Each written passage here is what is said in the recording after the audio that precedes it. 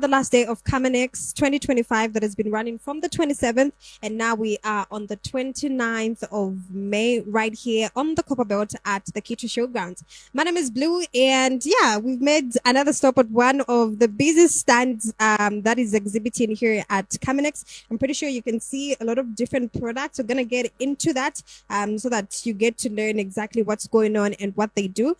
Joining me here is Mr. Hivos, who is the project officer for Urban Futures Project. I would like to find out more, and I'm sure you also would like to find out more exactly what this project is about, how they are implementing it, and everything else that they get to do. Mr. Hivos, so great to join you. Thank you so much. How are you? I'm fantastic. How's it been, Caminex? Awesome. It's been awesome. Have we made the sales? Oh, a lot. Actually, we're even failing to, meet the requirements because a lot of products are needed, but we had just a small number. That's a really More good is thing. needed. Yeah. Let's now get into Urban Futures Project. Tell us about Urban Futures Project. Okay, thank you so much. The Urban Futures Project, it's a project that CHEP is implementing in partnership with Hivos. So the funder is foundation partner through Hivos. So this project focuses on improved food system, improved climate resilient food system. If you look at recent years, we've faced quite a number of challenges in terms of climate change.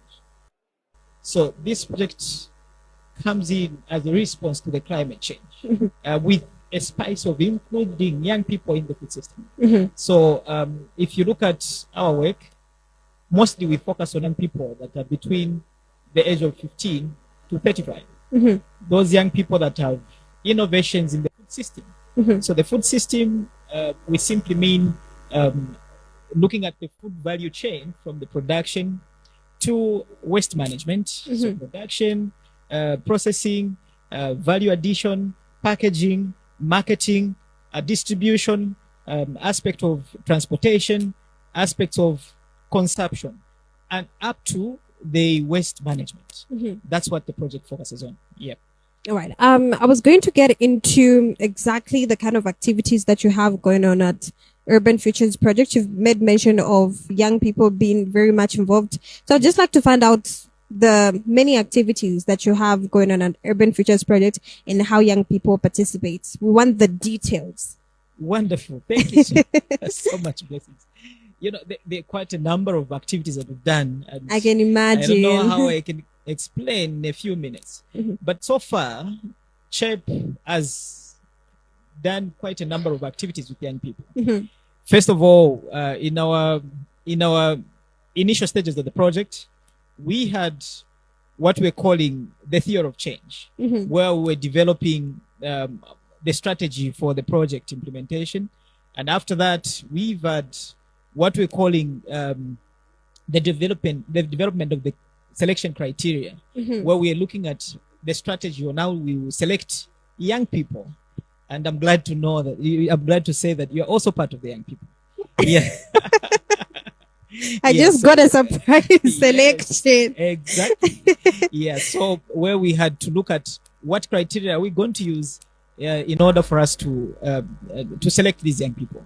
So we sat together, Kitwe City Council, the Minister of Agriculture, the DABs, the young people themselves, where we developed the strategy, including the public institutions. So in our work, we have left no one behind. We have all the stakeholders on board to ensure that we give the best of the strategies to these young people. Then from there, we started selecting the young people. We went on the ground to check what these young people are doing, the innovations, and those that meet the criteria. And they were selected. So far, we had selected 96 young people that are on the program. Brilliant. We have trained them in various capacity building trainings. For example, we've trained them in entrepreneurship. We've trained them in, financial literacy, village banking savings. We've trained them in how to advocate. So that is lobby and advocate strategy. We've reviewed policies to look at the challenges or the gaps in the existing policies, because this project is looking into the plight of young people to ensure that they have a voice in the food system and they make decisions in the food system. So we have also what we are calling the multi-stakeholder platform, where these young people are part and parcel, so that they are also part of the leaders in this multi-stakeholder platform. We've also had what we're calling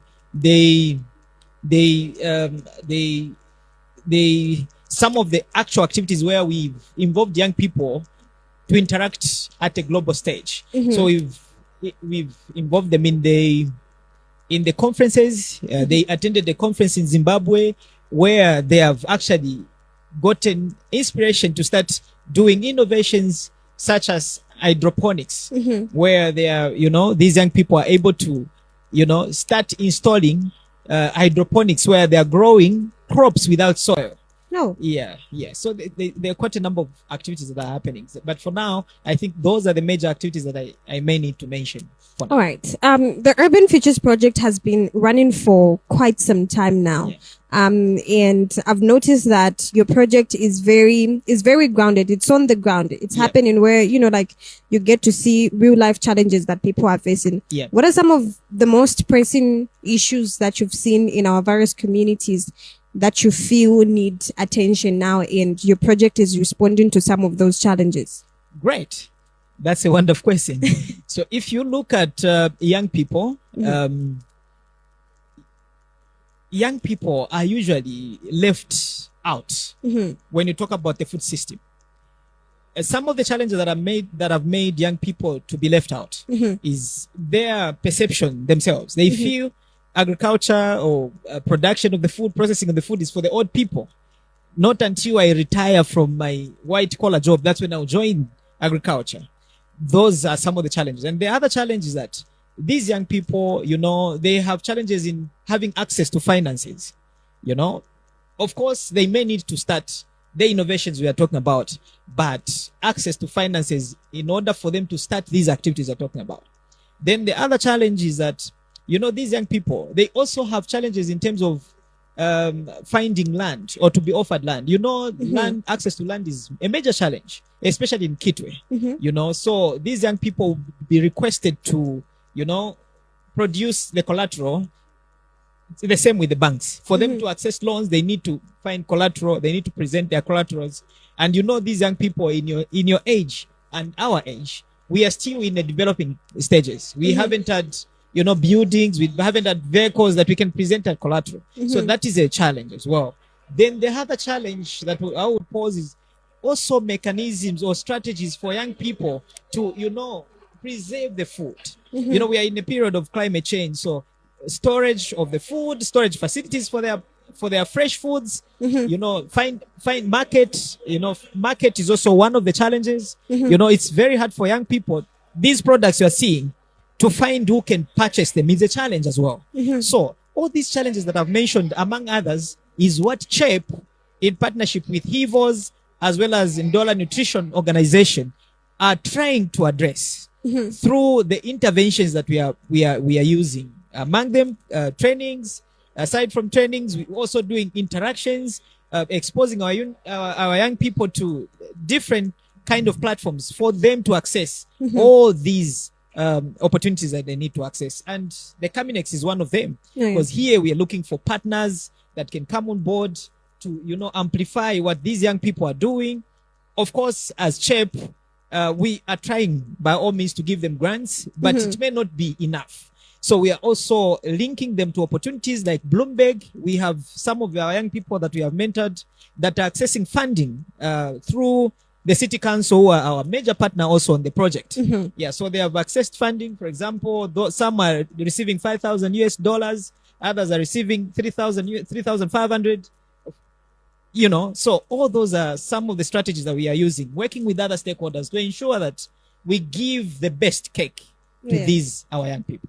Well, that's brilliant. Do you feel the Urban Futures Project has made impact in our communities? Very much. It has.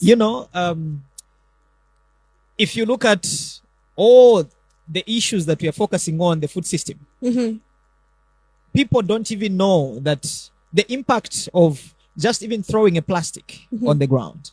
But now that CHEP, in partnership with Hivos and Ndola Nutrition, have brought on board a lot of sensitization using young people. At least people are beginning to realize the importance of, keeping the environment clean, producing the food, making the food value chain shorter, making the food accessible, eating the organic food, you and I know that most of the food that we've been eating are junky foods, and they have repercussions, especially as regards to the diseases that are coming up.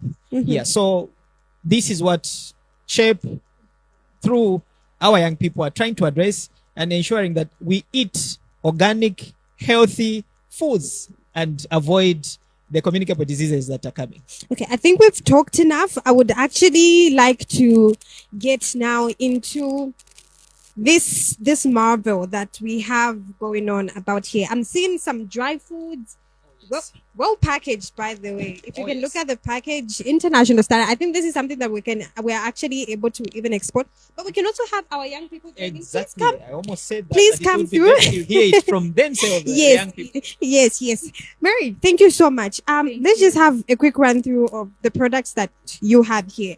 Okay.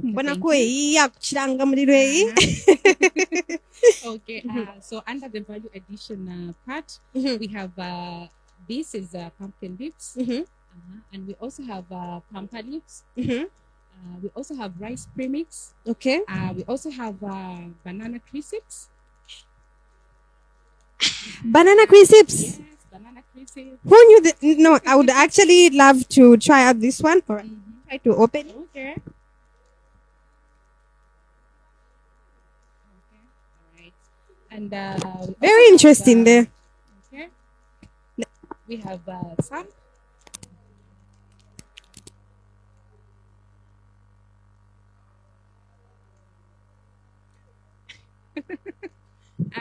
Banana crisps, yes, very interesting. Organic, no? Yes. Very tasty. They are very tasty. Nice. Oh, for sure. Yes. We have chikanda premix. Yes, and we also have marmalades. Basically jams. So we have sweet potato marmalade. And just a quick question. Was this made by the people on the project, or maybe you're just buying it from somewhere and selling it? Everything that you're seeing here was made by the youth, the youth. On the Urban Futures project. The Urban Future Youth Project. Project, yes. Brilliant. These ones you definitely need to try. Okay, I'm seeing also a stand here. What's this one? Okay, this one is vertical farming. So this is part of smart farming. Most of the youth are saying, or most of the people out there are saying, no, I don't have land. Because I don't have land, I can't farm. So here we have Chinese. We also have spring onion, which is hydroponically grown. So you can grow it without using the soil. We just use sawdust. And the organic fertilizer, of course, which we make ourselves. Okay. Then we also have the dry smoked fish. So this is under value addition as well. Look at that. Okay. Oh yes, and we also have the aspect of honey and its byproducts. Okay. Yes, so we have the honey. Okay. Then from the honey, we are making creams. We are also making oil. Okay. Oh, so this is for my face? Yes, for your skin. Glowing skin. Yes. And we also have the beeswax. Yes, which we are using to make the candles. These ones. Okay, that's brilliant. Yes. I think we can go the whole day actually just trying to see exactly what's going on and all the products that they have. But this has been the Urban Futures Project. You can always visit them. You can visit their socials and actually have a look at exactly what they do. Everything that we're seeing here was made by the young people on the project. This is